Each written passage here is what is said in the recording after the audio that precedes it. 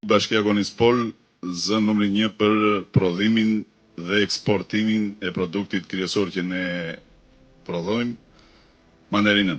Është bërë mediatike një luftë kundër produktit vendas, me pretendimin që ne përdorim pesticide të ndaluara nga Bashkimi Evropian, apo nga lista e PMB-ve të miratuar nga Ministria e Bujqësisë. Këtu fermerët dinë të prodhojnë mirë, dinë të prodhojnë me cilësi dhe sasia e kënaqshme që fermerët e Konispolit, si askund tjetër, janë pajisur ditët e fundit me analiza nga laboratoret të certifikuara.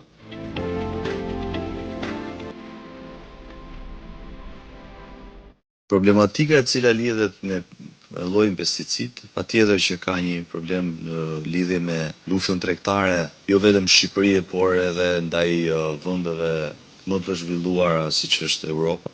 Ne jemi duke parë që në fillim të vitit të shikojmë të gjithë procesin e farmacive bujqësore, që të thotë licenca, numri i nitit dhe gjithë sistemi që do të futet në Shqipëri për çdo produkt të tyre, që ne do të kemi një digitalizim ku do ta parafrojmë me gjithë sistemin siç e ka farmacia e shëndetësisë humane, urdhri i agronomit, do të kemi kontratat e lidhura drejt për drejt me ju dhe ai do të marrë përgjegjësinë e tij për gjithë procesin që do të lidhet me sektorin bujqësor dhe deri tek shitja në tregun vendas apo edhe tek vëmëlluesi. Por kjo do të jetë në fokusin e ministrisë dhe timin personal që ju nuk jeni vetëm, për ne ka martu dhe ne të gjejmë mekanizma dhe dur.